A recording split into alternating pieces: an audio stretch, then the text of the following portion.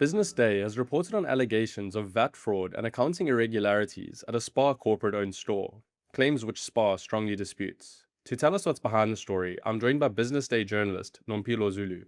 Nompilo, thanks for joining me. Let's just start at the beginning. What can you tell us about this BDO report into Spar's Bloed Street Tops store?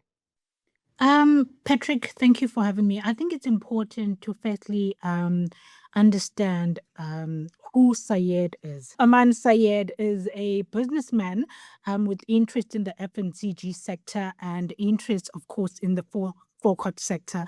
According to Spar, he is a disgruntled retailer who was rejected by the guild, of course, when he tried to come back and own a store with Spa. I'm saying to come back because at some point, Saeed had a spa. He was a retailer and they had a fallout with Spa, which I think was settled in 2023. And later he tried to come back to buy the Blue Street store in Pretoria, which is the store in question here. And he says that before then he commissioned a BDO report. We understand that BDO is a major audit firm. He commissioned a BDO report, of course, as part of his due diligence to potentially buy that store. And in that report, they found unreliable financial information, understated packages, I think, of nearly 800,000 and actual shrinkage far higher than what was disclosed. And also there were VAT irregularities, which Spar. So we spoke to Spar about the report, and they said to us that they signed a non-disclosure and they could not disclose to us the details of that report. However, as Business Day, we have seen the report, and as I've said, those are some of the allegations in the report. And so you sort of briefly touched on the dispute between Spar and Amaan Sayed. Can you go into a little bit more detail there, perhaps? Oh, Amaan, like I said, Amaan had a store with Spar previously, and he recently tried to buy the Blue Street store as his way to get back into the Spar Guild network.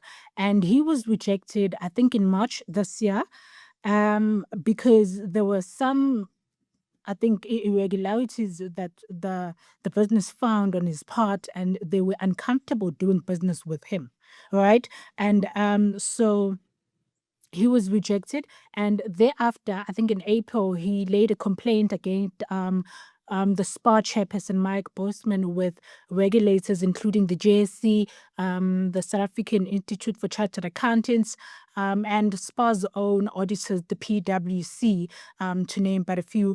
And in those complaints, he raises concerns about irregularities at SPA and corruption, saying that he had been trying to raise concerns with the SPA board and its executive team or the management team for years now before the rejection. And he dates this as far back as 2023, before he had a fallout with Spar and before he was rejected. Remember, he was rejected in March this year. And so when I spoke to Mike, Mr. Bosman at Spar, they said that he was a disgruntled retailer who was trying to get back at them for having been rejected. And they did explain in detail, you will have seen our report does detail their response, that they couldn't do business with him, and that is why he was rejected. Healthcare matters, but what matters most? Having cover for the people who keep this business going.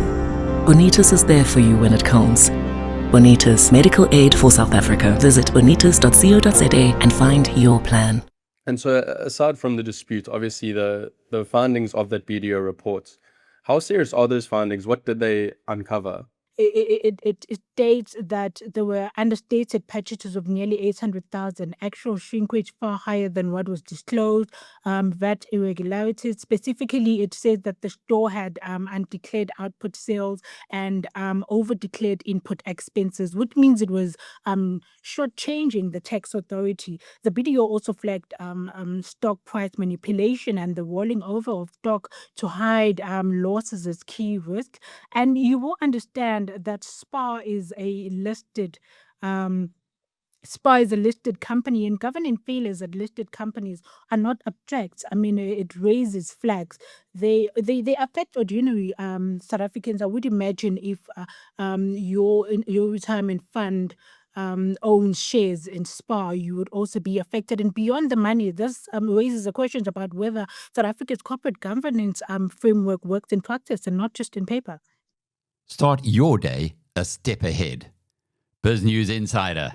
It delivers the business stories that matter every morning straight to your inbox, sharp, fast, and free. Subscribe now. So aside from the NDA response that they've given you, has there been any response at all from Spar about this? Spar did provide us with a response. I must say, I've been working on the story since April, if I'm not mistaken, and I've been engaging with Spar back and forth. We've had so many back and forth.